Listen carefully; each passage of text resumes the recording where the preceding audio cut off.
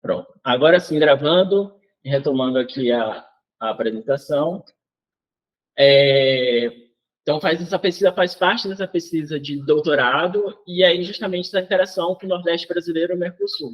E o Nordeste brasileiro, essa região do Brasil, em que, historicamente, é uma questão de... Ela é periférica no país. Por exemplo, na década de 60, ela chamou a atenção dos Estados Unidos, salvo engano, foi o The Washington Post, jornal que tratava como a região mais perigosa do hemisfério ocidental, justamente no cenário que tinha acabado de acontecer a Revolução Cubana. Então, as ligas camponesas, que eram movimentos camponeses da região na época, da década de 60, tinham pressionado bastante, movimentado bastante o interior dessa parte do Brasil.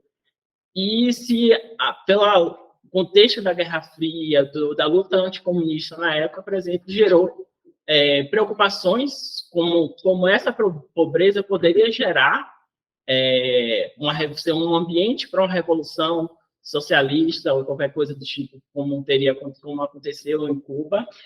E aí isso motivou que os Estados Unidos fizessem um acordo de cooperação e direcionasse boa parte das suas atenções para ser esse modelo de contenção desse comunismo e como o capitalismo ajudou para desenvolver essa parte do Brasil.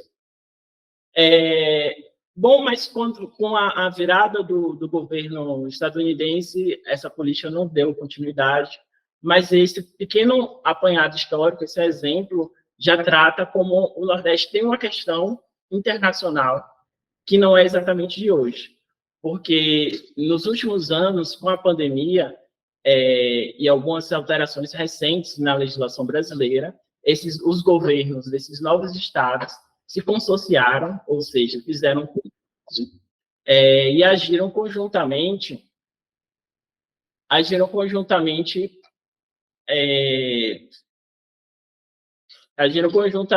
para atuar com relação à pandemia, diante da inação do governo federal, à época, e, inclusive, conseguiram comprar equipamentos hospitalares, via rotas alternativas, por exemplo, passando pelo chifre da África, tentaram fazer compras de vacinas russas, fizeram pouco antes da pandemia começar, foi em 2019, quando o consórcio é formado, ele já fez conjunto de viagens oficiais da China a alguns países da Europa Ocidental. Então, tem e é justamente minha pesquisa se direciona à integração regional e está entre esses dois momentos, mais especificamente nesse período do Mercosul, então de 1991 a 2021, que é quando foram os 30 anos.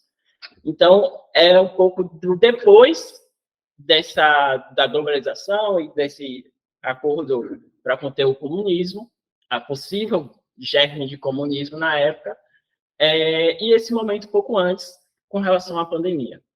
E aí, direcionando para a integração regional, mais especificamente o Mercosul. E aí, a grande questão é que o Mercosul, enfim, como todo regionalismo latino-americano, mas não só, na África, na Ásia também, tem uma orientação para desenvolvimento. E aí, dentro do desenvolvimento brasileiro, a situação do Nordeste é uma grande questão, é uma questão muito importante, diante das disparidades internas ao país. E aí, esse é um mapa que eu fiz uma adaptação, principalmente nas cores, mas é um mapa elaborado já em 1992. Então, no ano seguinte, a formação do Mercosul, que ele destaca um Mercosul de direito, ou seja, um Mercosul da legislação, da lei, que existe oficialmente, e o Mercosul de fato, onde realmente que parte desse território, desses países, estão integrados. E aí, justamente, se vê na linha vermelha, seria justamente o Mercosul de fato, que está se relacionando, e amarela, o Mercosul de direito, o Mercosul dos 4 países fundadores, e laranja é a região Nordeste, ou seja, ela está fora de onde realmente acontece essas transações, essa integração.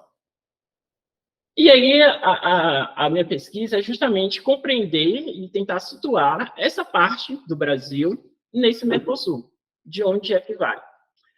E aí, enfim, para apenas ilustrar, que o Mercosul ele tem políticas de combate à assimetria, mas, principalmente, as políticas de combate à assimetria, elas são no nível interestatal. E aí, principalmente, o FOSEM é o principal instrumento. E com isso, o Brasil é um país, acaba o líquido, o saldo líquido, doa mais do que recebe de dinheiro no FOSEM, contribui ao orçamento do FOSEM. A Argentina, da mesma forma, enquanto, por outro lado, o Paraguai e o Uruguai, eles são receptores líquidos do orçamento. Mas a questão não é exatamente inverter Brasil seja receptor líquido do orçamento do FOSEM. Mas, em termos aqui, essa tabela é apenas para ilustrar, em termos de IDH, a disparidade que tem. Para além, voltando aqui só para... Enquanto tem a região Nordeste, 9 estados, a região Norte, que é basicamente a Amazônia brasileira, coincide muito, mas não se restringe, a Amazônia brasileira é um pouco maior. Então, são 7 estados do Norte, mais 9 estados do Nordeste. Todos esses 16 estados possuem um IDH inferior ao IDH do Paraguai. E, ao mesmo tempo, o Nordeste brasileiro, a população do Nordeste brasileiro, é do tamanho da população da Argentina, do Paraguai e do Uruguai somados. Então, tem esse contraste muito grande nessa região.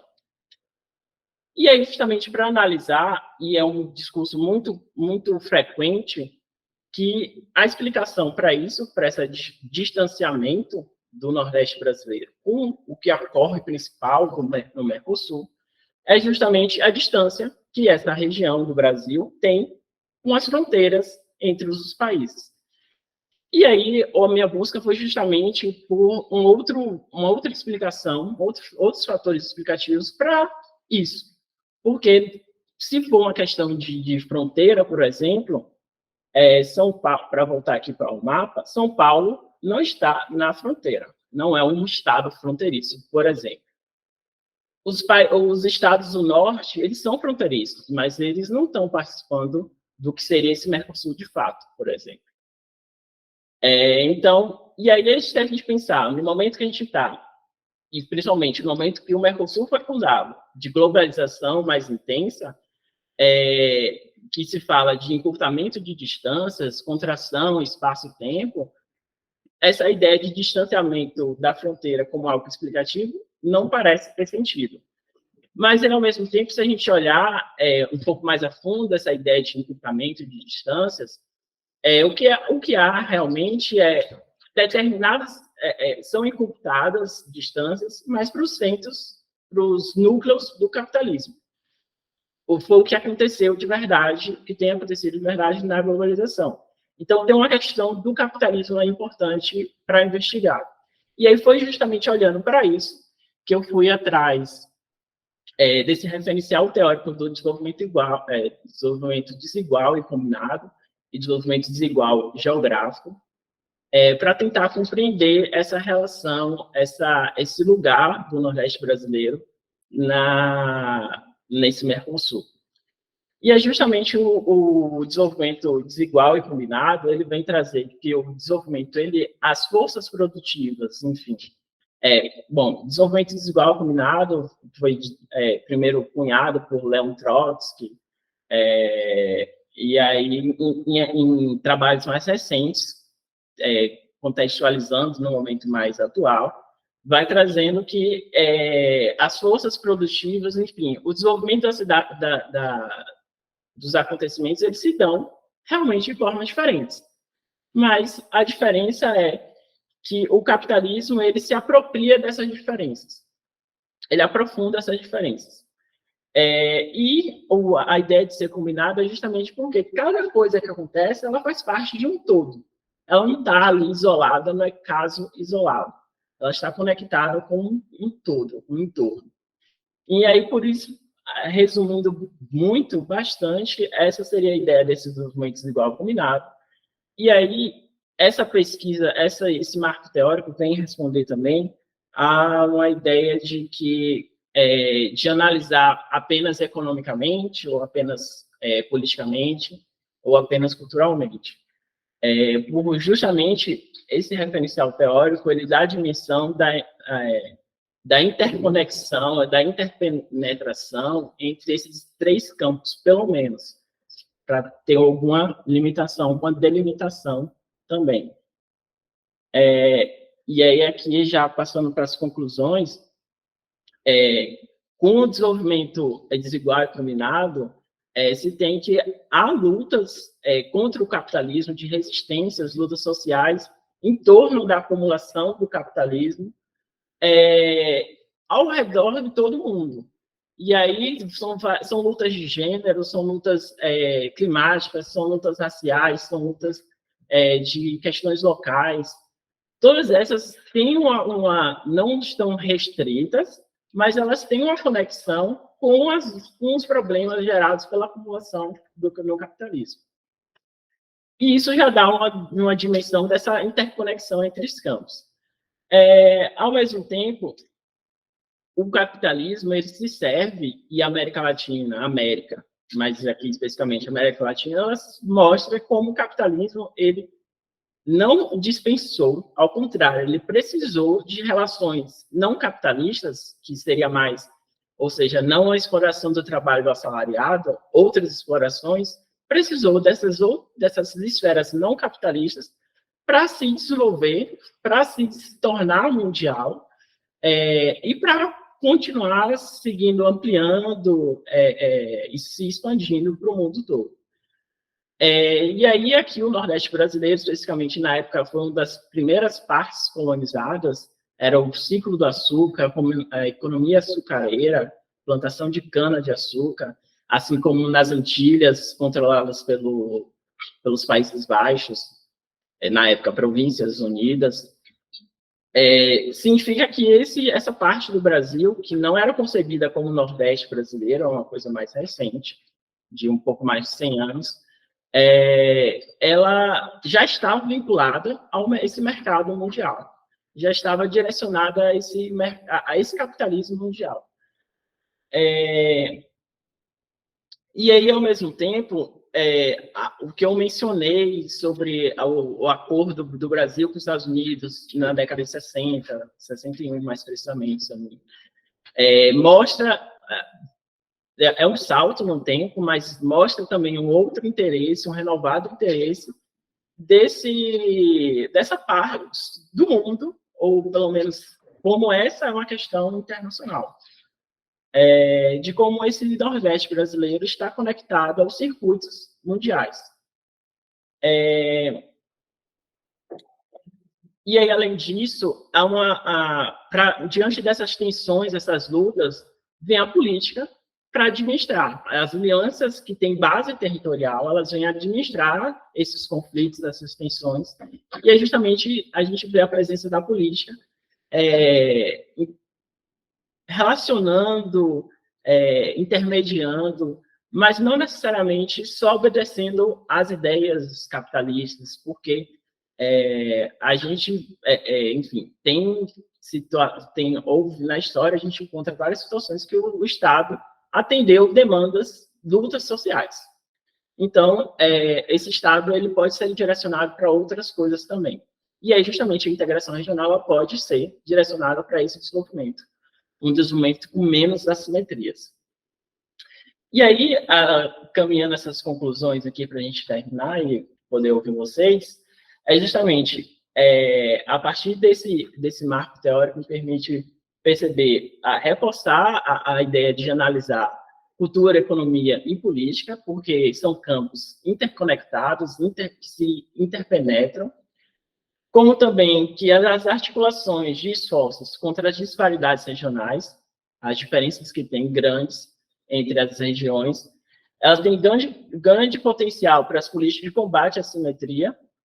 Então, um esforço que é feito, por exemplo, no noroeste argentino, ele pode ser conectado ao esforço feito no Nordeste brasileiro, que são ambas regiões periféricas, e pode dar uma outra configuração ao Mercosul, por exemplo. Então, esses combates das assimetrias têm que ir além da escala interestatal. E, também, por último, a política de combate às assimetrias não é possível que se combata as assimetrias apenas com medidas econômicas, porque, como os outros eu tenho desde o começo estar falando, esses campos de cultura, economia e política eles estão interconectados. Então, é preciso o FOSEM, por exemplo, que age um pouco mais economicamente, ele não tem condições de resolver sozinho o problema das assimetrias do Mercosul. É preciso que venham ações, por exemplo, de vários outros órgãos do Mercosul, tentando melhorar essa situação tão assimétrica que existe na escala interestatal e nas escalas de dentro para dentro dos países. Com isso, eu termino a minha apresentação e agradeço a atenção de vocês. Muito obrigada.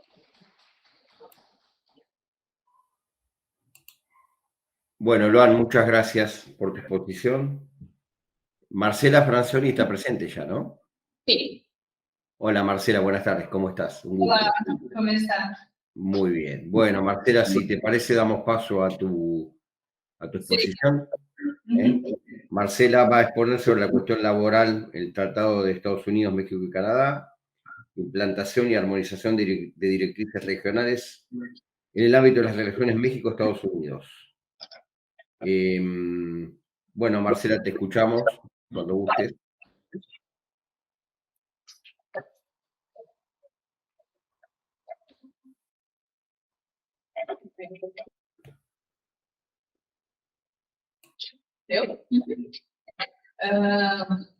Bueno, creo que voy a hablar en español, creo que es mejor. Entonces, mi nombre es Marcela Franzoni, soy profesora de Relaciones Internacionales en la Universidad Privada acá en São Paulo, que se llama Belas Artes. Hice mi maestría y mi doctorado acá en el programa Santiago Dantas. Terminei mi doctorado el año pasado, en mayo, y ese artículo es parte de mi tesis de doctorado, entonces ahora estoy en un momento de pensar en cómo publicar y cómo trabajar con la tesis para que se vuelva en publicaciones. Y ese artículo es parte de mi último capítulo de la tesis. Y bueno, en mi tesis yo trabajé con las relaciones bilaterales entre México y Estados Unidos. Yo estuve en México en la maestría, fui a Estados Unidos en el doctorado y tuve la oportunidad de trabajar en San Diego, que es la región de la frontera norte de México y sur de Estados Unidos. Y bueno, mi gran objetivo era entender la integración productiva entre México y Estados Unidos, especialmente la industria automotriz. Especialmente la industria automotriz, porque me pareció como un segmento, un sector paradigmático en términos de integración regional, porque es un sector como modelo en términos de integración, por ser uno de los más avanzados en direcciones y políticas de integración regional. En la tesis yo estudié las relaciones bilaterales desde un punto de vista histórico y después yo hice una análisis de la industria automotriz mexicana y del momento actual, que es la integración con Estados Unidos. Y ahí el último capítulo, que es parte de este último capítulo, se fundamenta en entender el impacto de las nuevas directrices comerciales del Acuerdo de Estados Unidos-México-Canadá en la industria automotriz mexicana. Entonces, ese es fue el gran objetivo del capítulo y es un poco de lo que yo traje en ese texto que envié para el Congreso.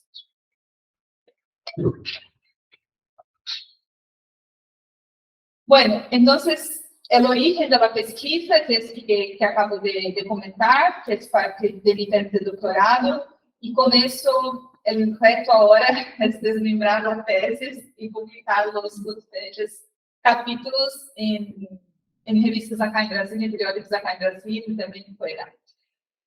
Yo parto de la problemática de que la renegociación del NAFTA, del antiguo Tratado Comercial dos Estados Unidos y Canadá, representa un gran reto para la industria automotriz mexicana, porque el acuerdo trae un conjunto de nuevas directrices para la industria automotriz que obliga al gobierno mexicano a mirar hacia algunos sectores muy específicos que son muy importantes, son claves en términos de la estrategia de desarrollo mexicana. Y ahí en el artículo yo traje dos leyes, que son las dos reglas principales del sector automotriz, que es el valor del contenido regional y el valor del contenido laboral. Y esas dos reglas representan un conjunto de oportunidades, pero también un conjunto de desafíos, de retos en términos para el desarrollo económico mexicano. La problemática del artículo, entonces, se parte de que la industria automotriz mexicana va a tener que va a sufrir un conjunto de alteraciones gracias a la negociación del nuevo acuerdo. Entonces, México tiene que adaptarse a las nuevas reglas para aprovechar un nuevo momento de la integración regional con Estados Unidos y con Canadá. Y como yo dije, estas reglas traen un conjunto de desafíos, pero también un conjunto de oportunidades desde mi punto de vista, que es donde el gobierno puede mejor aprovechar la integración con Estados Unidos desde 2020, que fue cuando el tratado entró en vigor. La problemática también parte del sentido en que el salario, la hora laboral en México es mucho inferior que la hora laboral, laboral que en Estados Unidos. Entonces, más o menos en Estados Unidos son como entre 22 y 25 dólares la hora en el sector de manufactura, y en México es más o menos 6 dólares la hora. Entonces, si las nuevas reglas imponen ese conjunto de retos, porque según el valor de contenido laboral, 40 a 45% de los coches, de los vehículos automotrices en México, los trabajadores tienen que ganar al menos 16 dólares la hora. Entonces, el sueldo laboral en México está muy lejos del sueldo que el nuevo tratado exige en términos de remuneración personal, lo que obliga al gobierno mexicano a subir el sueldo, al fin y al cabo. Y entonces, los objetivos, el objetivo general es entender cómo el gobierno mexicano viene se adecuando a las nuevas reglas del acuerdo en medio a ese nuevo escenario de desafíos, de retos. Las nuevas reglas empezaron en 2020, en julio de 2020, como hace 3 años, pero están en su última fase de implementación. Entonces, a partir de julio de 2023, ya no están en implementación, México tiene que cumplir 100% de las reglas que están en el nuevo acuerdo. Y los objetivos específicos son entender los principales cambios de las nuevas reglas, entonces, cuáles son los retos, cuáles son las oportunidades, identificar las primeras reacciones frente al BCR y al DCL, y acompañar el debate sobre la internalización de las normas en la industria automotriz. En ese artículo que yo no traje la discusión teórica, por una cuestión que todavía no está elaborada lo suficiente, porque no tiene espacio, tenemos solo 10 páginas, pero mi intención es hacer una discusión teórica sobre la incorporación de nuevas reglas comerciales en los escenarios nacionales. Entonces, cómo el gobierno mexicano viene incorporando las nuevas reglas en términos de burocracia y los condicionamientos políticos de esa incorporación. Esta discusión que está como más o menos avanzada en términos jurídicos, en el derecho internacional, pero no tan avanzada en términos de relaciones internacionales, que es desde el punto de vista de la economía política, que me gustaría entender un poco más esta discusión. Bueno, el trabajo, la justificativa es que en Brasil casi no sabemos nada de México, entonces, o sea, discutimos un poco comparación con Brasil, pero en términos muy específicos, como la estrategia de desarrollo, pero no discutimos la política exterior, no discutimos tratados comerciales. Entonces, hay que entender un poco más, somos los países más grandes de América Latina, los que más reciben inversiones extranjeras, los mayores contingentes populacionales, entonces las justificativas para Brasil, desde mi punto de vista, son muy objetivas. La industria automotriz es un sector muy estratégico porque representa gran parte de los empleos que se generan en la industria mexicana y también porque es un sector paradigmático en términos de innovación tecnológica y lo que conocemos en la economía política como los desdobramientos, o sea, hay muchas cadenas de valor que son agregadas a la industria automotriz, entonces es un sector clave. Y también con la integración regional, porque si tomamos como ejemplo los sectores en que hay integración entre México y Estados Unidos, la industria automotriz es la más integrada en términos del sector de manufacturas, entonces también es un sector paradigmático en ese sentido. Y porque la industria automotriz, como es un sector ejemplo en términos de, o paradigmático en términos de desarrollo, también lo que pasa en la industria automotriz tiene una gran oportunidad de se refletir en otros segmentos. Entonces, por eso también me parece importante entender la industria desde ese punto de vista. Mi argumento, todavía no creo que esté tan claro en el texto, pero mi argumento es que la internalización de las reglas trabalhistas o laborales en México es fruto de un proceso de mudanzas paulatinas, o sea, el tratado incorpora las nuevas reglas, pero es un movimiento ya anterior al tratado, entonces la incorporación de esas reglas no es, la fecha inicial no es la negociación del nuevo acuerdo, pero desde 2018, de la antigua presidencia de Enrique Peña Nieto en México, pero que se intensificó con Obrador, porque Obrador tenía un discurso muy enfatizado en los derechos laborales y hizo la promesa en la campaña de que iba a subir los sueldos en México. Entonces, lo que he observado en estos últimos meses es que el discurso de Obrador confluye en gran parte con el discurso del nuevo acuerdo. Entonces, me parece también que ese tipo de confluencia se justifica la elección en México, que fue muy tranquila en términos de las relaciones con Estados Unidos.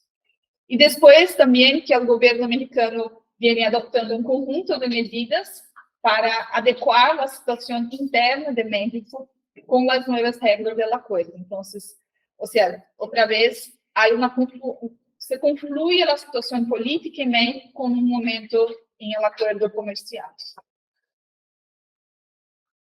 Bueno, yo traje más dudas que conclusiones, porque espero que, o sea, sería muy importante oírlos y oírles y entender qué hacer con el artículo y qué tipo de cosas hay que mejorar. Entonces, yo voy a cerrar mi presentación con las dudas y no con las conclusiones. En principio, mi idea era discutir solo el valor del contenido laboral, pero me parece importante también discutir el valor del contenido regional, porque, o sea, también trae un conjunto de oportunidades, sobre todo en la relación con China, pero me parece dos pesquisas, dos investigaciones distintas, ¿no? Entonces, una es el BCR y las relaciones con China, y la otra es el valor del contenido laboral y las relaciones con Estados Unidos. Entonces, creo que hay que hacer una elección, y eso no está claro en el artículo, entonces lo puse ahí como una duda. La segunda es que creo que el artículo hace una cierta confusión, hace un lío entre cuáles son los impactos de las nuevas reglas, que es un poco lo que yo discuto en el principio del texto, y cómo el gobierno mexicano viene o se adapta a las nuevas reglas. Entonces, una cosa es discutir cuáles son los posibles impactos, otra cosa es discutir qué medidas el gobierno adopta para se adecuar a las nuevas reglas. Entonces, creo que esa confusión también está en el artículo y es otra elección en términos de investigación que todavía no estoy 100% segura de cuál hacer. Como he mencionado, también el artículo no tiene discusión teórica, creo que es un momento, voy a hacerlo, en los próximos meses quiero trabajar mejor en la discusión teórica desde un punto de vista de las relaciones internacionales. Como he dicho, hay mucha literatura sobre la parte de la parte jurídica, de internalización de las reglas, pero no desde el punto de vista de la economía política internacional. Entonces, creo que también sería importante avanzar en términos teóricos en ese sentido. Es un tema contemporáneo, entonces hay los retos relacionados a eso. Hay algunos artículos, pero artículos que no son tan claros en términos de los impactos de las nuevas reglas. Me parece que las condiciones de implementación todavía no son claras, o sea, cómo va a ser hecho el control, por ejemplo, de la hora, de qué valores pagan las horas laborales. Eso todavía es una duda, porque la literatura no es clara en ese sentido y hay que esperar para ver cómo las reglas van a ser implementadas ahora en la parte final del acuerdo. Y por último, Luas, pode baixar um pouquinho mais.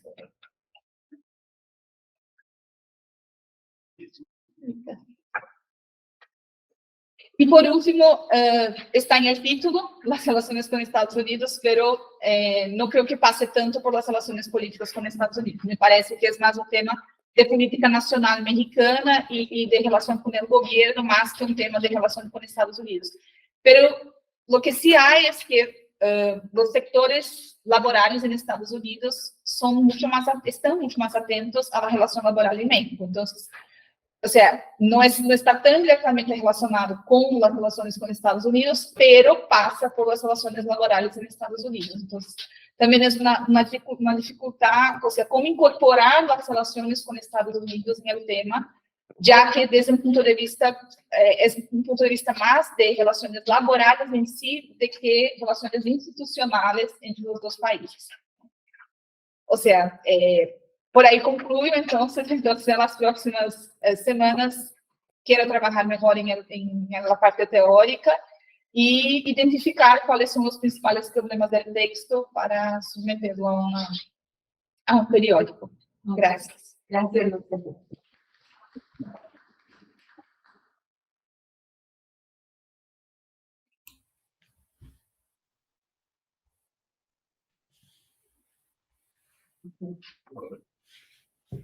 Ya concluyó la presentación de Marcela y nos acompaña aquí en el salón el profesor Alan Destacar. Sí, y es que estoy buscando estaba entre los llanos acá. Sí. Y le dejé un recado a la muchacha ahí que te dije. Que no. ¿Usted tiene presentación de PowerPoint? No. No, perfecto. Hola, Alan, ¿cómo le va? Hola, ¿cómo están? Un saludo, Roberto. ¿Qué tal, Alan? Lo vimos hace relativamente poco. Así es. Bueno, ¿todo bien? Todo bien. Siempre listos. Seguro. Bueno, Alan, resulta que Pablo Pineda todavía no se conectó porque se provocó un hueco porque la profesora Goloukova tiene un problema de salud y no va a presentarse. Entonces, si usted está dispuesto, ya aprovecharíamos que está ahí para que adelante usted la ponencia, ¿le parece? No hay problema. Cerraríamos con Pablo y después hacemos el cierre y la discusión de las ponencias del día. Muy bien. Gracias, Alan. ¿Inicio? Sí, adelante. Sí, cuando usted desee. Ok, a ver. La ponencia trata sobre la posible ampliación de la comunidad andina.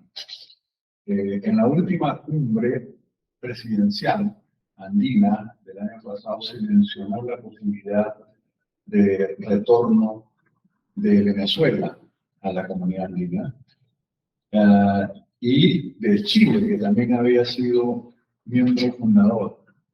Entonces, claro, esto fue antes de todas las complicaciones políticas recientes, ¿no?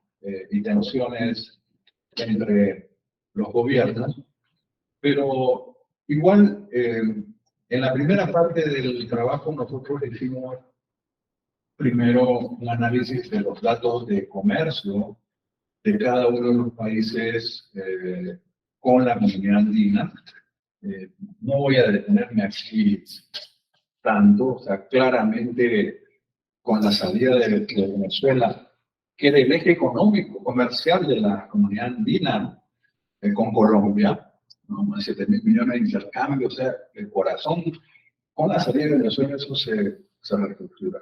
y bajó a niveles mínimos, tanto en comercio como en inversión. El caso de Chile, en cambio, ha tenido una cada vez mayor interdependencia, mayor intercambio, y especialmente con Perú. Perú es, por ejemplo, el tercer socio de recepción de inversiones chilenas y el stock acumulado de unos 20.000 millones de dólares. Entonces, realmente allí ha habido un mayor peso económico, una mayor articulación comercial. Entonces, hicimos también algunos índices de ventajas comparadas, de comercio industrial, donde, pese a todas las limitaciones, entre nuestros países se comercian o se exportan los bienes de mayor valor agregado. En los sectores textil, químico, metal mecánico, etc. Esta fundamentación principalmente. Pero la segunda parte, que es la que, donde quiero concentrar los minutos que tengo asignados, es que hicimos algún escenario tratando de ver desde la perspectiva de Venezuela, de actores de Venezuela, oficiales, empresariales o políticos, y desde la CAN cómo se veía un posible ingreso. Y lo mismo para Chile, ¿no? Se veía bien, se veían dificultades, qué problema hay un posible ingreso de Chile a la comunidad andina, un reingreso, y cómo se veía en Chile, ¿no? Entonces, sobre eso es que quiero comentar un poco en los siguientes minutos. En primer lugar, está el caso de Venezuela. Aquí,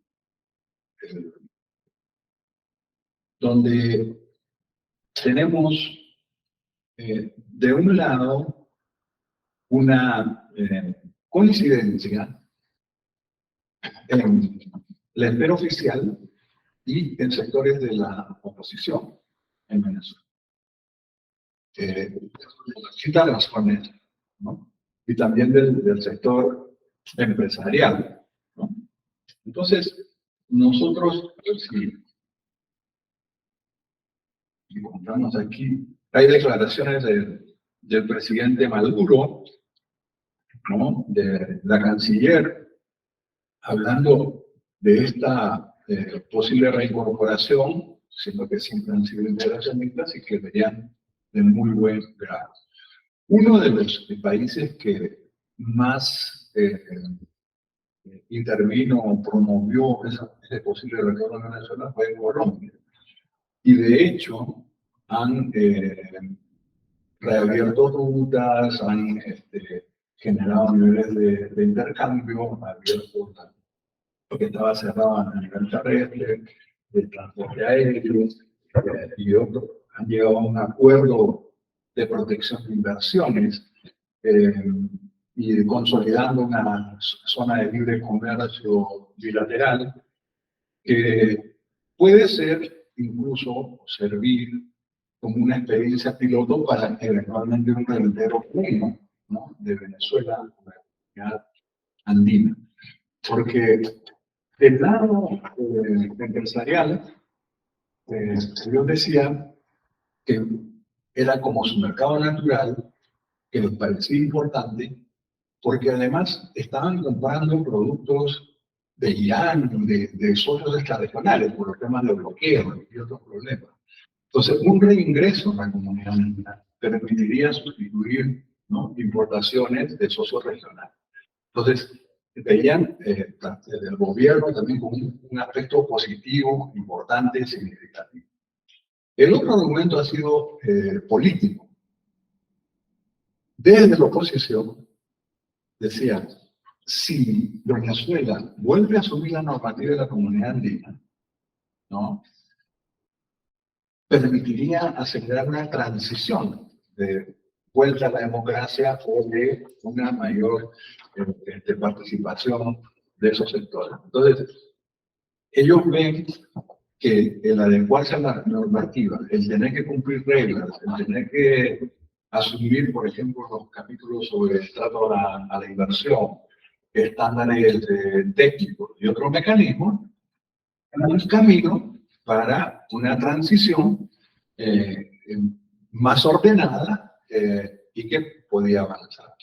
Entonces, lo que hemos encontrado en las entrevistas que hicimos, fuente oficial y también a funcionarios de Cancillería o de la Cámara, sobre todo por rumbo venezolano, era una cierta coincidencia, en el sentido de, claro, decían, no queremos un ingreso de shock inmediato, que sea gradual, pero había un cierto consenso de que era una cosa posible.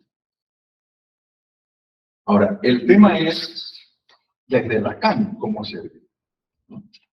Cuando nosotros entrevistamos a algunos empresarios, y se veía, bueno, cualquier ampliación del mercado es positiva, o sea, en ese sentido no hay problema, aunque ha habido problemas con pagos. En el pasado incluso se complicaron esos circuitos, hay mecanismos indirectos, hay todavía limitaciones. Pero en principio no veían un problema en el tema comercial o en el tema de que se reaviven las inversiones, porque como me decían algunos colegas, aunque eso no hemos podido tener datos, pero me decían con la migración y la salida de Venezuela, a millones de personas, se fue también núcleos empresariales, núcleos profesionales.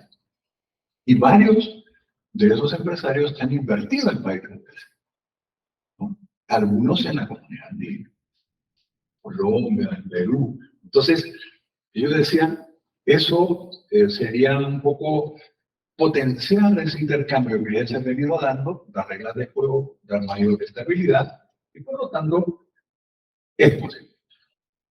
Pero también había la otra mirada, que era la mirada política, ¿no? Y algunos que entrevisté decían, pero eso es blanquear una dictadura, ¿no? Es decir, no podría ingresar por la cláusula democrática o porque no cumple todos los requisitos. Entonces, algunos plantearon ese mecanismo, digamos que fueron los medios. Entonces, en general, en el caso de Venezuela, desde el lado del país, para reingresar a la CAN, habría como mayor consenso. En general, se aceptaría, otros países no se ve mal, aunque la principal impulsor ha sido el presidente Petro. Y hay algunas críticas. ¿Qué pasó en el caso de Chile? En el caso de Chile, es casi al revés. O sea, desde la comunidad andina, incluso en un reporte de la Secretaría General de hace unos 3 meses, lo veían que fue estupendo. Que Chile venga, porque el tema de los estándares, el tema de buenas prácticas en una serie de capítulos, de disciplina, el tema del avance con la multiplicidad de acuerdos o tratados de libre comercio, la digitalización, el tema de energías renovables. Hay una serie de cosas en las que han logrado avances significativos y por lo tanto, ¿no?, podría ser también un hecho posible. Entonces, en el tema con Chile, aspectos de la agenda digital, mecanismos como la Carta Ambiental Andina, mecanismos de conectividad y telecomunicaciones, de la agenda verde, se ven como puntos coincidentes, ¿no? Y que un ingreso de Chile en ese sentido reforzaría esa agenda. No se ve así con el caso de Venezuela, donde no se conocía muy bien la normativa reciente sobre todos esos temas y si sería compatible. Pero mientras que en el caso de Venezuela había el temor de que pudiera retroceder o hacer más lento el avance en la comunidad andina, con relación a Chile había la impresión de que más bien podía dar un envión, podía dar un impulso a esta agenda, ¿no?, de lo que, bueno, Sarajevo habla de esta triple transición, ¿no?, digital, verde, social, y el tema también de la agenda social. Entonces, desde el lado de los actores económicos, políticos, además, se argumentaba, Chile es miembro de la Alianza Pacífico, al igual que Colombia y Perú. Entonces, un reingreso a la comunidad andina permitiría, ¿no?, mayores relacionamientos, mayores sinergias entre los dos procesos, ¿no? El tema es desde Chile. Entonces, ¿por qué? Porque en el discurso oficial del presidente Boric, si bien está el tema de la integración regional, el volver a poner eso como una prioridad, en el plan de gobierno se menciona Mercosur, no la comunidad andina. Entonces, lo que vimos es que en las entrevistas, que sí le parecía que Chile necesitaba un espacio más multilateral, solo en la dinámica bilateral que ha tenido históricamente, para afianzar puntos de su agenda. O temas, no solo de energías renovables, por ejemplo, el tema de seguridad alimentaria, y que veían como una estructura política complementaria a los países de la comunidad. O sea, ¿cuál era la preocupación en Chile que manifestaron algunos entrevistados? Que estaría bien avanzar siempre y cuando no frene el ritmo de la propia agenda nacional en los temas que avanzan, ¿no? Recordemos que Chile no usaba Mercosur a pesar de que tenía todas las condiciones de requisito para no tener que suscribir a la Tratado Común y otros elementos que limitaban su política comercial, principalmente. En el caso de la comunidad andina, no, porque hay prácticamente acuerdos bilaterales y zona de libre comercio con todos los socios, con el Perú tiene un tratado de libre comercio. Entonces, la cosa aquí va bien. Entonces, en suma, para ceñirme al tiempo asignado, esta continuidad en la agenda que se da desde los 50 años que se reúne en la cumbre presidencial después de 8 años de crisis, de desencuentro, que continuó con la presidencia pro tempore de Colombia y Ecuador, estaba en una dinámica muy interesante con una cierta probabilidad también, por lo menos, de Venezuela, que de Chile, aunque Chile pertenece al Parlamento andino, ¿no? Aunque no es miembro pleno de la comunidad. Entonces, ha habido gestiones cuando Chile presidió el Parlamento andino también de buscar estas convergencias. Entonces, nos parece que en teoría, en el papel, habrían elementos como para buscar el efectos positivos de un eventual retorno de estos países. Hay aspectos importantes de la agenda ambiental, energías renovables, digitalización, etcétera, que no solo están en la CAM, están en la Alianza Pacífico, están en Mercosur, que podrían dar lugar a una cierta convergencia. Nosotros hicimos el informe andino para el BID, donde desarrollamos esos puntos posibles de convergencia, ¿no? Pero, y con eso termino, ha habido todo este enrarecimiento y este ruido político de los últimos meses que ha complicado esa dinámica. Perú tiene la presidencia pro tempore ahora de la comunidad andina, pero esas tensiones o diferencias con el presidente de Colombia han limitado un poco la dinámica. La interrelación con la Alianza del Pacífico, que también le toca a Perú la presidencia pro tempore, y los conflictos con el presidente mexicano también han limitado esa dinámica. Entonces, como que lo que venía a un ritmo razonable de avanzar en convergencia, como que se ha detenido por el problema de la crisis política, que esperemos que sea temporal y que podamos retomar después la agenda más adelante. Gracias. Muchas gracias. Alan, Sí. tenemos una pregunta del chat de Caterina Ortiz Morales. Efectúa una siguiente pregunta para usted. ¿Qué tan posible, eficiente y oportuno puede resultar el posible retorno de Venezuela a la CAN si su estructura productiva y condiciones económicas actuales no son las mismas de antes de 2006, cuando se retiró? Ese es un cuestionamiento, una pregunta que está haciendo Caterina Ortiz Morales. Bueno, el punto que hace Caterina es muy importante. Esa es una preocupación también que había ya en Venezuela por los empresarios. Son conscientes de eso, son conscientes de la descapitalización que ha existido, son conscientes de la fuga de capitales que han salido y del capital humano, ¿no?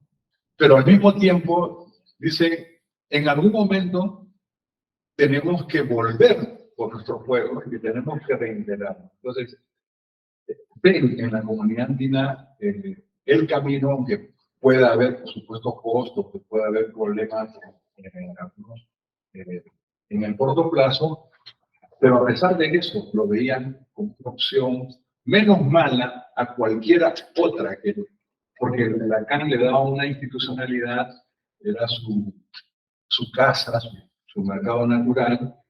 Y el otro elemento es que esta experiencia con Colombia puede ser como una prueba piloto de ese retorno. Es decir, ya ha habido una sesión de Venezuela en términos del trato, por ejemplo, de inversiones, de estabilidad de inversiones, en el acuerdo que el ministro Maña ha conseguido con Venezuela. Entonces, hay algunos elementos que permiten avanzar en eso, pero Catherine tiene razón, digamos, que no es un escenario fácil. Tampoco es el mejor momento de la CAN por la crisis política que estamos atravesando. Pero sí, también había una sintonía entre el presidente Petro y el presidente Boric, ¿no? Respecto a la agenda climática, respecto al tema migratorio, respecto a la agenda digital o a la agenda turquesa, como dicen en Chile, porque no es solo el crecimiento verde, sino también la economía azul o el biocomercio azul. Entonces, en esos puntos, yo creo que el rol que pueda jugar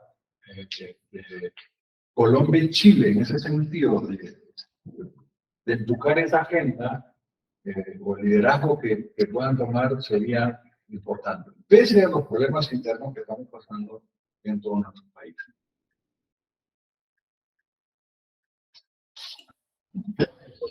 Bueno, creo que ahí Caterina hace una seña como que estuvo respondida la pregunta. Gracias, Alan.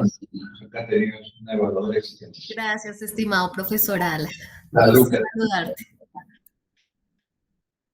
Bueno, llegó Pablo Pineda Ortega. Mucho gusto, Pablo. ¿Cómo estás?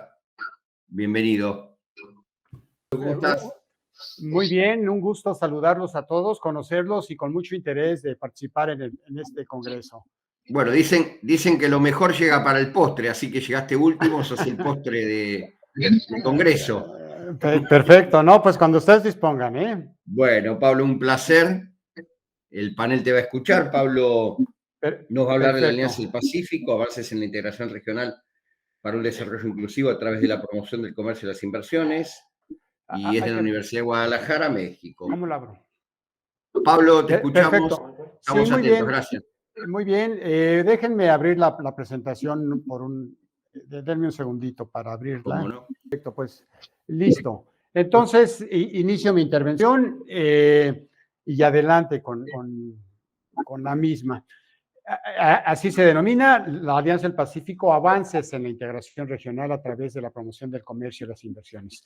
Bueno, la idea de esta ponencia es básicamente dar cuenta de cuáles son los avances, si es que los hubiese, de esta conocida Alianza del Pacífico, y habida cuenta de que han sido realmente pobres, explorar una explicación acerca de las razones de por qué se hubiese avanzado tan poco en este sentido, más allá de aspectos puramente coyunturales. Entonces, esa es la idea. Inicio señalando que en América Latina pues existe un desarrollo desigual. Hay países que han alcanzado un PIB per cápita pues razonablemente elevado. Es el caso de Chile, en menor medida Uruguay y Costa Rica, y ya vemos otros que nos hemos rezagado, como es ciertamente el caso de México, entre otros.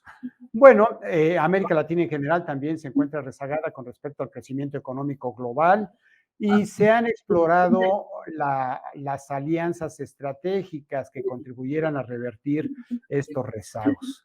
Bueno, estas alianzas han presentado avances parciales, y lo que planteo en esta exposición es que estos avances, entre otras importantes razones, se deben al insuficiente desarrollo de sus instituciones de gobernanza y a sus bajos niveles de competitividad. Específicamente me detengo, decía yo, en la Alianza del Pacífico, integrada, como ya sabemos, por Chile, Colombia, México y Perú, y presento una descripción general de la misma. Se revisan sus logros alcanzados, se exploran algunas respuestas y se desprenden algunas conclusiones. Los objetivos de la alianza están aquí sintetizados. Número 1, construir un área de integración profunda. Número 2, impulsar un mayor crecimiento y desarrollo, y convertirse, por último, en una plataforma de articulación política.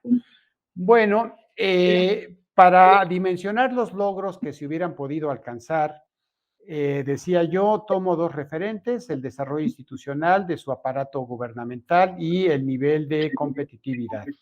Me detengo un momento en reflexionar acerca de algunos indicadores macro muy generales. Pregunto, ¿se está siguiendo la presentación de las láminas, verdad? Sí. Perfecto. Perfectamente. Perfecto. Bueno, me detengo en el primer renglón, a donde destaco el nivel de apertura económica que presentan los países. Como saben, la apertura económica no es otra cosa que el cociente entre la sumatoria de importaciones y exportaciones sobre el producto, sobre el PIB total. Como se aprecia aquí, pues el que tiene una mayor apertura económica es México, con un valor de 80.56. De hecho, México mismo está muy rezagado en nivel de apertura económica, ocupando el lugar número 85. Como ven, le sigue Chile y después Perú y Colombia. Bueno, ¿qué significa esto? Bueno, pues significa que la integración a los flujos globales de comercio internacional no es particularmente relevante. Y por lo que va a la sumatoria de exportaciones totales con respecto a la distinción entre productos primarios y manufacturados, México es el que presenta, pues, desde luego, un nivel de comercio internacional más relevante, lo que desde luego se explica por su población. México tiene 126 millones de habitantes, Chile debe tener como 19 millones, en fin, de manera que lo que se aprecia aquí es que las exportaciones del país son más o menos equivalentes a su proporción, son proporcionales a su población. Y me detengo en el penúltimo renglón, a donde se destaca que es México el país que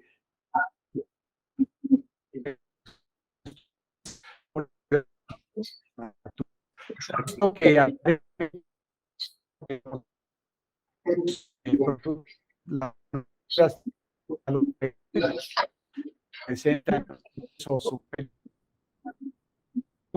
que más está en lo que no existe integración a las cadenas de valor globales, de manera que este dato que parece muy relevante no lo es tanto. El último renglón es que las exportaciones interregionales, aunque son significativas en el caso de Colombia, no lo son tanto en el caso de Chile y Perú. En México prácticamente no tenemos esa integración de esa presencia de exportaciones y el comercio internacional es particularmente con los Estados Unidos. Aquí es básicamente lo que quiero comentar. Profesor Sí, Pablo, se está cortando. Sí, tenemos cierta inestabilidad en la conexión. Vamos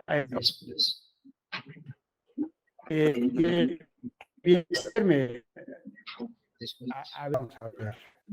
Bueno, muy bien, entonces lo que comentaba antes de este problema técnico que tuvimos es una síntesis de esta tabla de indicadores macroeconómicos, a donde en concreto se ve que el comercio intrarregional no es significativo para el caso de México, lo es para los otros 3 países, pero no de manera destacada, y desde luego no lo es tanto para Chile.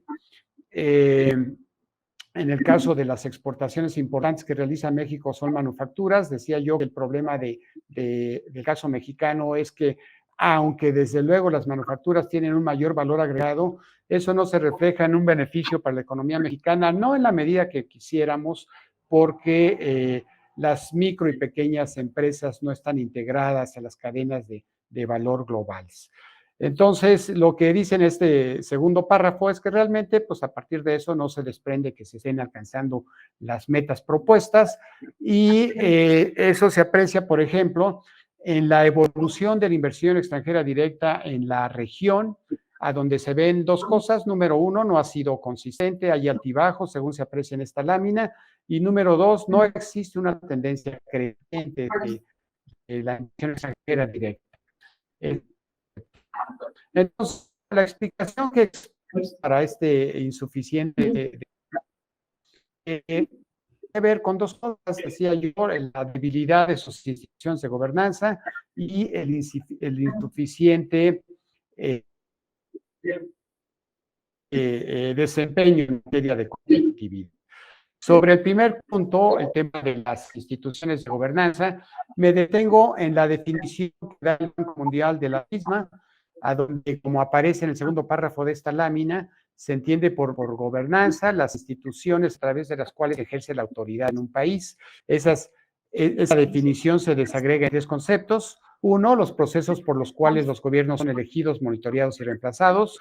2, la capacidad de un gobierno para que de manera efectiva formule e implemente políticas. Y número 3, el respeto de las instituciones y de los ciudadanos a sus instituciones políticas que regulan las interacciones económicas y sociales.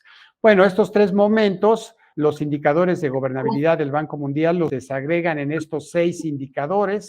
Los 2 primeros se refieren al primer momento, los 2 segundos al segundo, que tiene que ver con el desempeño gubernamental, y los últimos 2 con el respeto de ambos, los gobernantes y los gobernados, a las instituciones políticas que regulan las interacciones económicas y sociales. En la siguiente lámina se aprecia el desempeño en estos 6 indicadores de los 4 países de análisis. Y pregunto, se aprecia la gráfica, ¿verdad? Sí, sí, perfectamente. Perfecto, muy bien. Muy bien, pues lo que se desprende de esta gráfica es que el desempeño de las instituciones de gobernanza en la región, con excepción del caso honroso de Chile, es muy limitada. Perú desempeña un papel razonable y Colombia y México tienen un pobre desempeño. En el caso de México, en el rubro de corrupción, pues es francamente vergonzoso, pero en los demás, pues tampoco hay un buen desempeño. Otra vez, Chile lo está haciendo muy bien. Chile se encuentra en el quintil más alto a nivel global, lo cual pues es de destacar. Ahora bien, por lo que va al tema de la competitividad, por lo que va al tema del desempeño económico, tomo como referencia un índice desarrollado por el Instituto Mexicano de la Competitividad, a donde ellos definen a la misma como la capacidad para generar, atraer y retener talento e inversión. En concreto, este índice lo que mide es en qué medida los países pueden atraer y retener inversión, misma que se mide por la formación bruta de capital y por el porcentaje de personas con educación superior integradas a la población económicamente activa. El índice se mide a través de 10 subíndices, cada uno desagregado en los indicadores que ahí aparecen. Por ejemplo, en el caso del subíndice de derecho tiene 9 indicadores, medio ambiente tiene 8, etcétera. Por temas de tiempo no me detengo a desglosar, a describir cada uno de ellos. Y más bien lo que destaco es que nuestros países en el ámbito del desempeño en este índice de competitividad, como se aprecia en esta gráfica, en los últimos 8 años, pues ha sido bastante mediocre. Solamente Chile, nuevamente, se ubica es el lugar número 24 de estos 43 países que evalúa el índice de competitividad, ¿verdad? Entonces, las conclusiones que se desprenden de este pequeño estudio es que la Alianza del Pacífico no ha alcanzado los propósitos que se planteó, no los ha alcanzado, entre otras razones, y son sobre las cuales me detengo en esta investigación, porque sus instituciones de gobernanza no tienen un buen desempeño y eso impide crear la suficiente credibilidad entre los agentes económicos para establecerse en la región y promover mayores tasas de crecimiento económico, lo cual se analiza justamente a través del índice de gobernabilidad, del índice de competitividad que refiero en las láminas previas. Pues básicamente esta es la presentación. Por temas de tiempo no me detengo en el desglose de las láminas, pero quedo atento a sus amables comentarios y muchas gracias.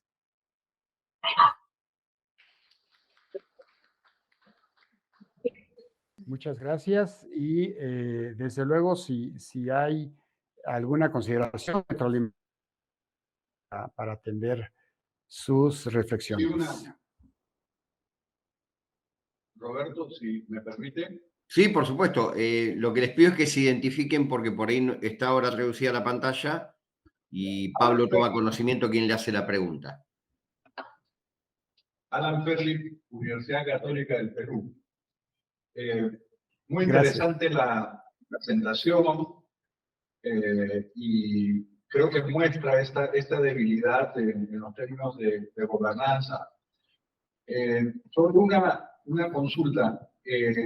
La Alianza del Pacífico tiene un comercio intrarregional aún inferior al de la Comunidad Andina.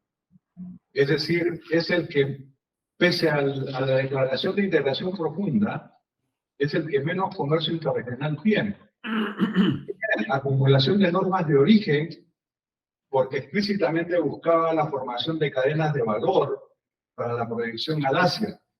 Y sin embargo, los indicadores de comercio interindustrial que tiene México con el resto de países o entre nosotros es muy limitado. El porcentaje de insumos importados para reexportar son significativos en México y lo grafica también en el instituto que usted ha mencionado como base de datos, pero no lo es para los otros países, porque Perú y Chile, por ejemplo, están en minería al inicio de la cadena de valor y esto es. México tiene una presencia significativa en las cadenas de valor asociado, ¿no?, a electrónica, a automotriz y otros rubros con Estados Unidos. Entonces, más allá del tema de la gobernanza, que me parece un buen punto planteado, ¿no cree que hay otros factores que inciden en esa limitación estructural? Muchas gracias por la intervención, muy interesante pregunta y con gusto doy mi opinión al respecto. Sí, en efecto, México tiene una más clara integración con América del Norte, particularmente en el ámbito automotriz. De hecho, esa es, digamos, la estrella de la corona del Tratado de Libre Comercio que firmamos con estos países, Canadá y Estados Unidos, en 1994, y que el año antepasado se reformuló. Básicamente, los términos son los mismos del tratado, simplemente se agregaron aspectos que tienen que ver con derechos laborales y preservación medioambiental, entre otros. Sí, En efecto, la integración de México con los otros 3 países de la alianza es muy pobre.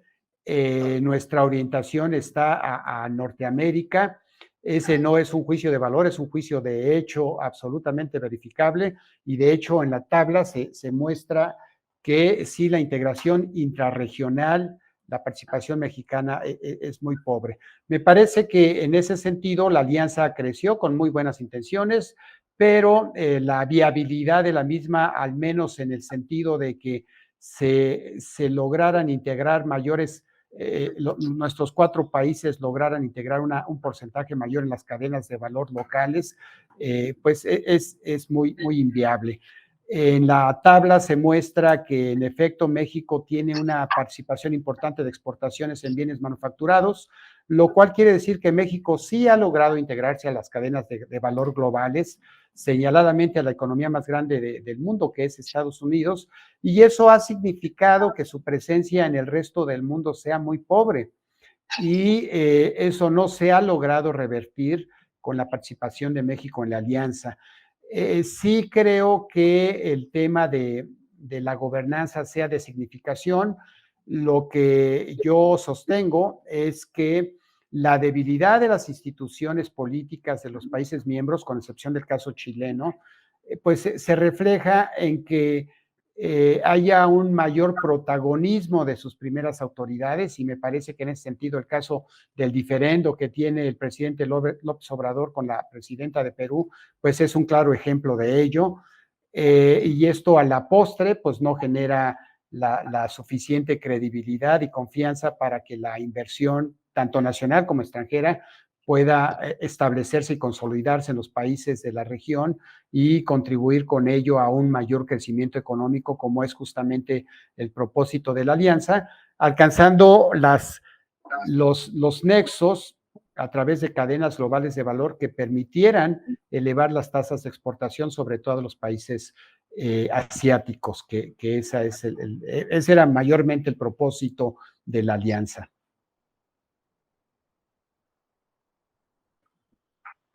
Profesor Pablo, un ratito, ¿puedes cerrar tu presentación, por favor? Cerrarla. Sí, por favor. Sí. Ok. Sí, claro. Listo, Gracias. ¿verdad? Sí. Sí. Ahí estamos. Yo tengo una pregunta, Roberto, para Pablo y para Alan, que hablaron ambos, se refirieron, no hablan de manera directa, pero sí se refirió a la Alianza del Pacífico. En este diferendo que hay en la actualidad, la Alianza del Pacífico no cuenta con ningún instrumento para salir de esta problemática que está en la actualidad.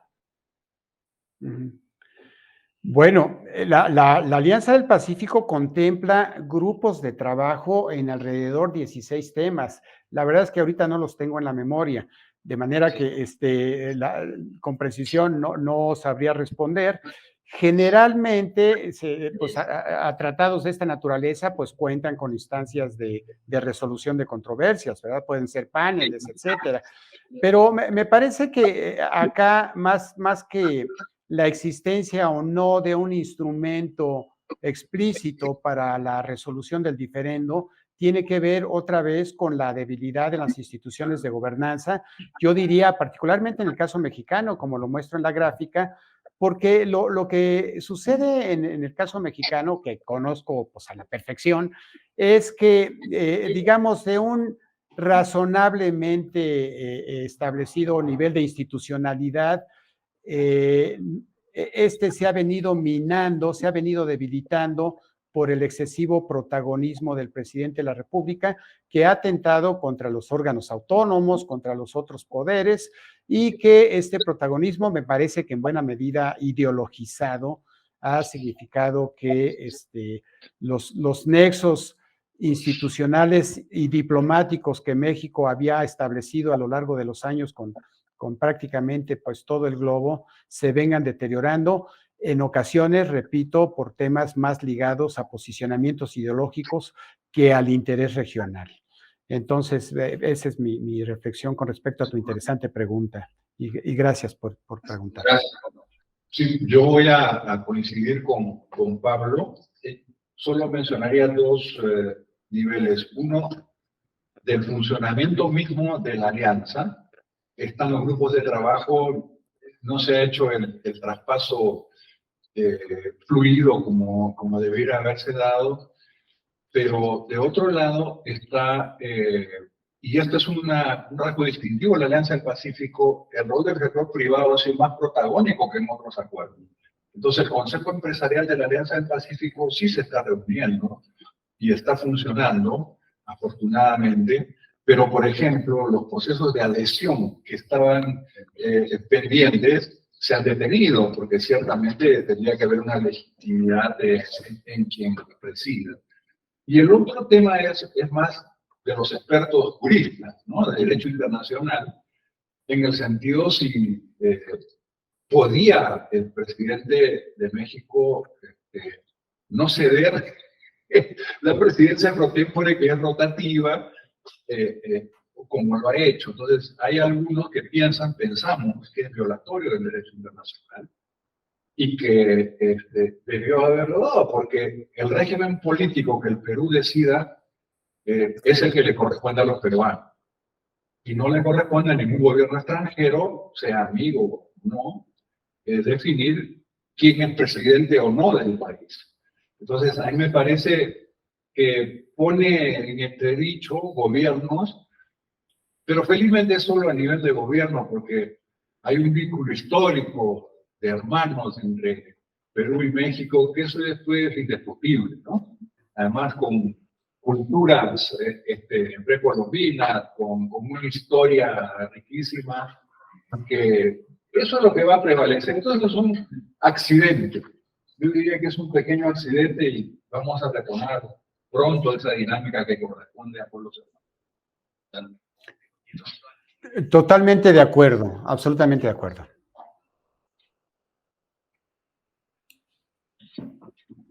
No sé si hay alguna otra pregunta o alguna otra formulación.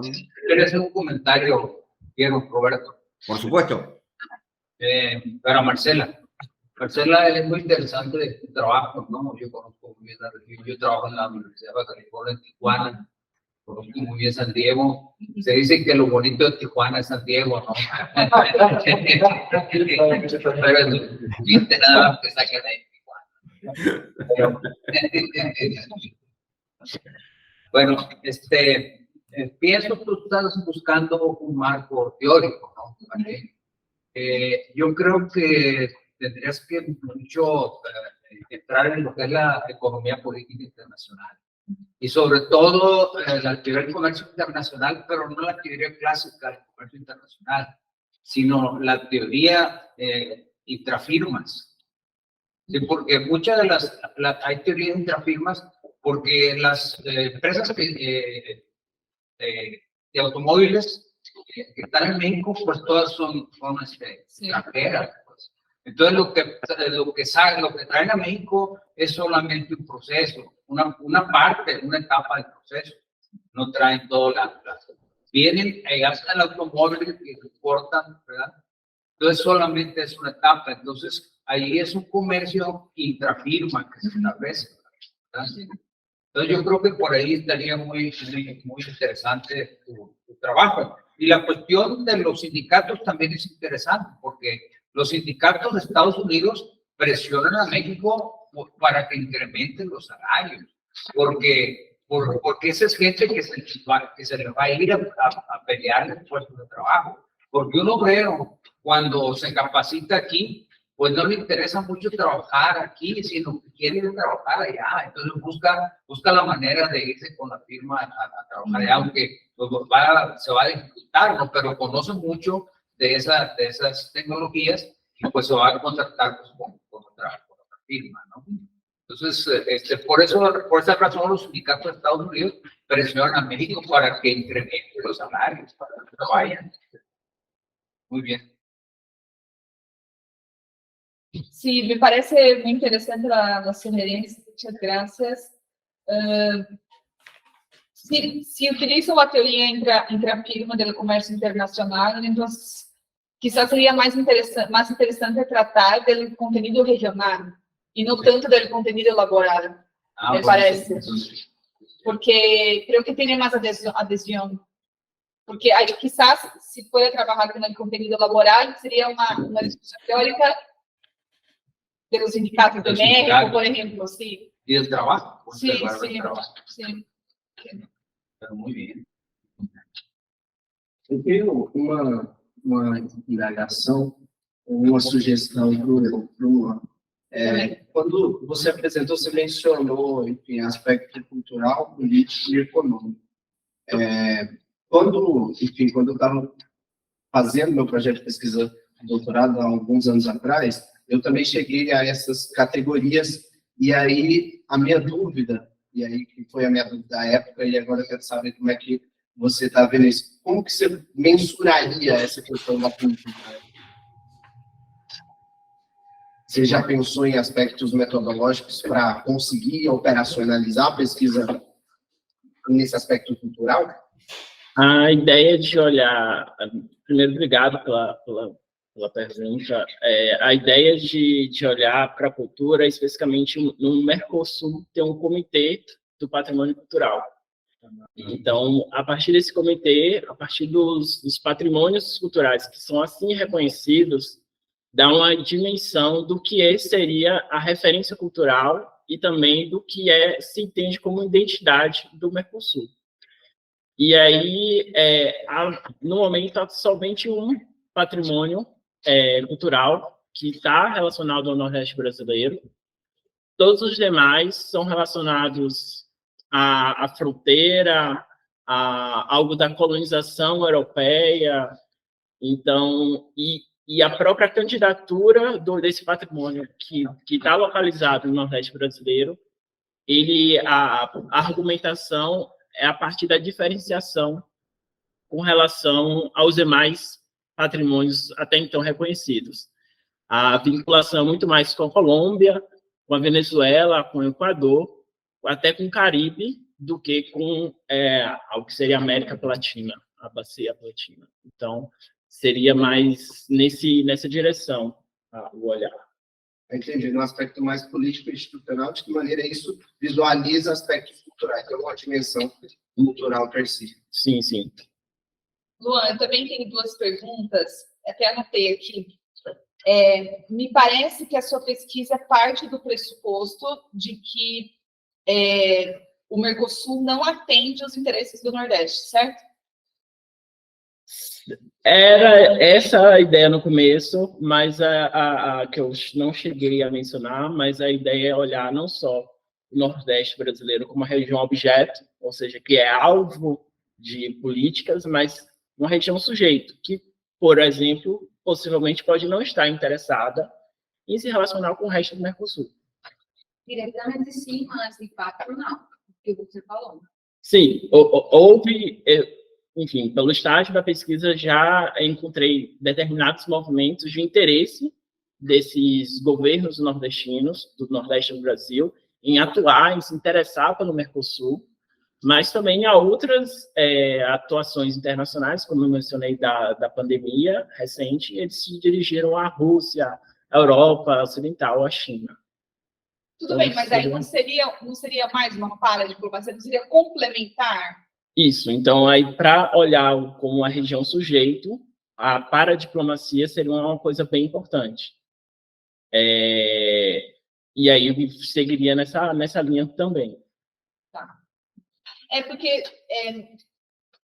Aí a minha segunda pergunta se talvez não fosse mais interessante você tratar uma discussão teórica sobre paradiplomacia, né? Ou uma discussão teórica sobre o próprio Mercosul, ou a incapacidade do Mercosul de responder a esses desafios regionais, né, do Nordeste como região, do que propriamente falar sobre um capitalismo. Né? Sim, foi um referencial teórico que eu encontrei muito amplo, que para conectar com o Nordeste brasileiro, com o Mercosul, tenho algumas dificuldades, por isso também eu vim aqui. Uma outra possibilidade que eu estava analisando é justamente a partir da densidade regional de Aldo Ferrer, que é estruturalista, cepalino e tal.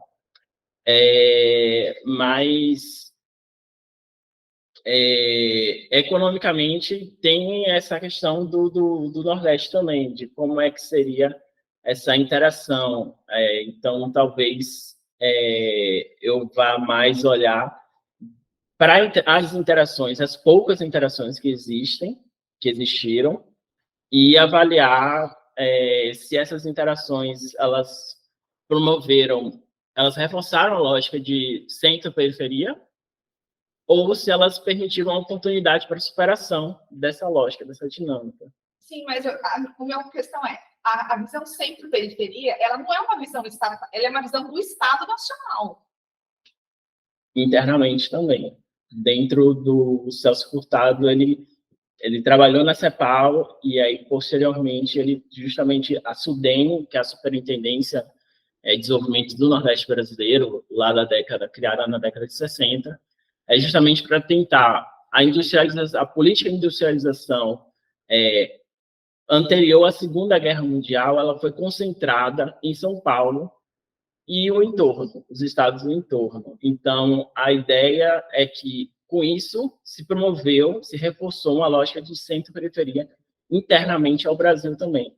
E aí é por isso a ideia de, é necessário uma industrialização do Nordeste brasileiro também, para ter um equilíbrio um pouco maior. Só que, enfim, logo depois veio uma ditadura militar que reverteu todo o planejamento que havia.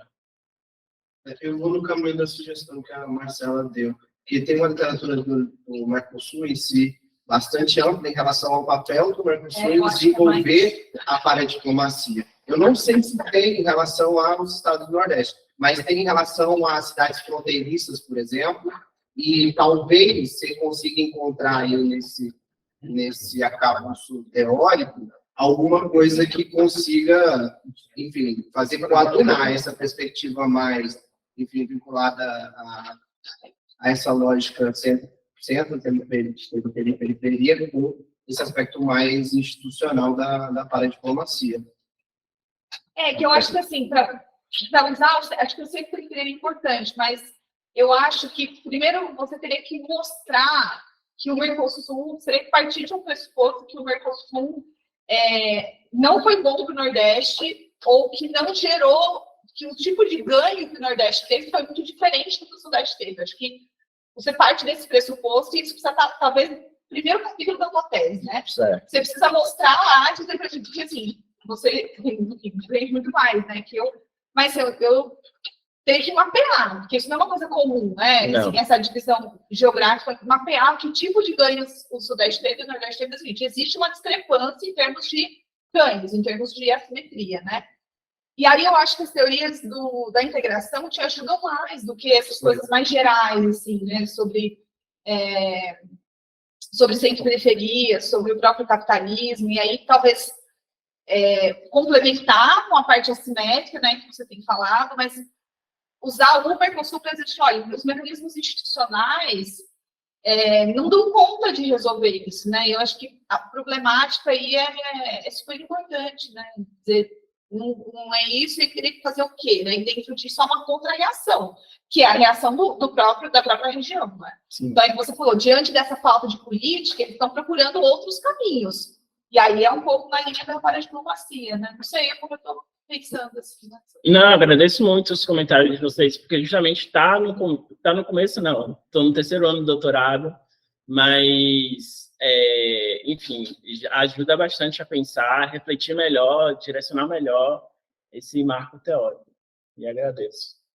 Mas acho talvez que na sua pesquisa há uma coisa muito interessante, não? Que você disse no princípio que, de fato, não precisamente o Mercosul está beneficiando a zona Nordeste, não? Mas pode ser, ou um reflexo de essas diferenças socioeconômicas que o Brasil tem, em termos regionais. E talvez, como eu entendo sua pesquisa, o Mercosur se está centrando nas regiões mais industriais, nas regiões que têm mais oportunidades em termos econômicos, que a região Nordeste. Talvez uma das justificações é que no interior do país não se está fazendo o suficiente para o desenvolvimento da zona Nordeste, que não, de maneira direta, o Mercosul está beneficiando, porque não é interesse em termos da integração comercial, mas que poderia ou precisaria de fortalecer na parte social, na agenda dirigida ao objetivo de desenvolvimento distinto. Não sei, eu acho que você tem muito mais para justificar do ponto de vista social que político, não? E por que essas diferenças, acho, de que eu compreendi de sua pesquisa. Obrigada. Eu que agradeço. Bueno, ya entonces finalizamos aquí preguntas y comentarios. Obrigado. Bueno, hacemos una especie de cierre. Primero que nada, creo que tanto las ponencias del día de la mañana de hoy como las actuales han sido muy, muy interesantes. Creo que ha sido un grupo de trabajo muy enriquecedor. Han sido muy fructífero el trabajo. Espero que a todos les haya parecido igual, que tengan la misma impresión que tengo yo. Quiero agradecerles el respeto que han tenido, la dedicación, la claridad en la exposición, el cumplimiento de los plazos. Verdaderamente ha sido fructífero en todo sentido. Quiero agradecerle a Caterín, a Edgar Vieira, a Paula, que me ha acompañado desde ahí, y verdaderamente cerramos este grupo, este panel, y bueno, veremos cómo hacemos después el informe, y gracias por haber participado. Ha sido un gusto, aunque sea a la distancia, haber estado con ustedes, y bueno, esperemos vernos próximamente, en un próximo Congreso de Gridale o en alguna otra actividad. Así que les mando desde aquí, desde La Plata, un fuerte abrazo y gracias por todo. Gracias, buenas tardes. Que sigan muy bien, un placer.